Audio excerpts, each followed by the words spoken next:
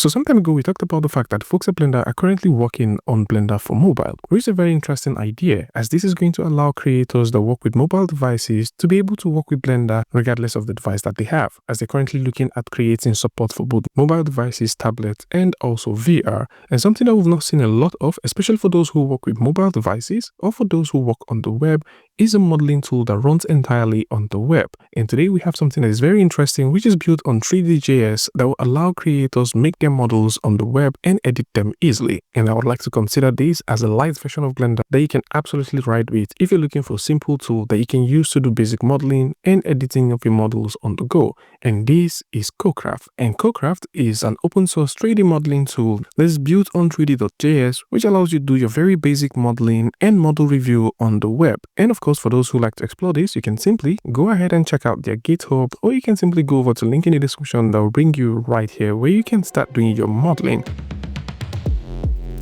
First things first, you notice that the viewport's colors look pretty similar to what you have with Blender. And to manipulate this viewport is literally the very same way you manipulate Blender's viewport. You hold down Shift with your middle mouse, you can simply pan around. If you hold down the middle mouse, you can beat around, and with the middle mouse, you can zoom in and out. Pretty standard stuff. Over here is where we have our scene, our render, our settings. They're right here, and within your scene is where your outliner exists. Literally anything that you have on your viewport shows up here. Your object properties exist here. You have your modeling modes right here, and a couple of interesting menus. And how you work with this is extremely simple. You know how you hit Shift and A in Blender and this pops up your add menu? That is exactly what happens here. You hold down Shift and tap A on the keyboard, you can bring in your meshes. So in this case, if we like to bring in a cube, of course we can. If you hold down Shift and tap A on the keyboard again, you can choose to bring in any of these lights that you like to work with. You can bring in cameras as well. You can create groups and also import images for references. And that is pretty nice. Let's go ahead and bring in something else. Maybe we can come up with a cylinder. And if you work with Blender previously, you feel so at home working with this one because the hotkeys are literally one and the same thing. So in this case, if I have the cylinder selected and I tap G on the keyboard, we can initiate our transform tool. So we can use this to move things around. What if you like to rotate? You tap R on the keyboard, pretty similar to what you have with Blender. If you like to scale, S on the keyboard, and you can scale in and scale out. And these are not the only places where those hotkeys exist. Now the hotkeys also exist within the modeling mode. As with this, you have basically 3 modes. So if you go over to the object mode, you can switch that from object to edit mode. And this is more like your modeling mode. And within this mode, you do have your vertex, you'd have your edges, and you have your face select. So with the vertex, you can definitely just select one part, move that around. With your edge, you can select any simple edge of your choice. And possibly you like to bevel this. If you hit Ctrl and B on the keyboard, you can bevel. If you roll your mouse, you can simply run that beveling thing all the way up. Very similar to what you have with Blender. We can also go all the way here. Say, for example, we would like to insert a face. We can do that. Click on face, go over here, click right there, tap I on the keyboard, you do your insertion.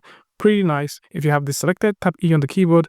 You can also extrude in and out. Some other cool tools that you have here, which is why I consider this as a light version of Blender that runs on the web, are tools like your knife tool. So you do have a knife tool which you can use to cut through various parts. So maybe, for example, we'd like to cut through a part like maybe from there all the way to this point. Let's get that in. You do have your knife tool right here. Then you've also got your insert, which we've talked about. You've got your loop tool, so we can also loop stuff as well. So maybe, for example, we'd like to maybe just loop around this. We can do that, and we can also loop. I think if we hit Ctrl and R, let's simply go ahead and do that. If we hit Ctrl and R, of course, you can also loop as well. Those hotkeys are also there. Then you've also got your bevel, which we just showed off. Your extrude is also here. And we've got the edge sliding. So if we have any of these edges selected, we can slide them. So we can have that. And then we can simply just go ahead and slide those edges how we want. If you choose to right click, let's say we have any of this. Let's say we have a face selected and we right click, you can see that we've got duplicate, subdivide, new edge to face, merge, split, separate, and also delete. So your very primary, or should I say, your very basic modeling tools are here. One thing which I would like to explore is the bridge, because I don't think we actually explored that earlier. So if I go in and have that selected, let's make sure we have that selected, click right there. Let's hold down Shift and click over here and right click. Have we got bridge? No, there is no bridge. But if we do a merge, no. So there is no bridge to this one. Hopefully that will be coming soon. But what you get with this within the mesh section is the flip normals, because if we have this selected and you right click, you don't see that here. So if you go over to the mesh, you will see the flip normals. If we click here, we can go over to the texture paint, and within the texture paint, you can do very basic texture painting. But funny enough, the F hotkey doesn't work right here. So you actually have to go in here and increase the size and select the base color from here. Let's say maybe that's the color you want. If there's a specific texture you want to use to drive this, you have to click and load that texture in, or you can simply use the parameters to do that. So for the texture, it doesn't really have a lot of things going for it. I think this is still in its early days. Hopefully this gets better as time proceeds. And one thing which I would love to see is Suzanne, because technically this is more like Blender for what it is, that runs on the web. And once you're done, you can simply go over to the render section and render. Now, before we render, let's actually talk about the Boolean, because you would notice right here that we have some Boolean operation, and this works really quick. So to get things going, let's say, for example, we'd like to join these two together.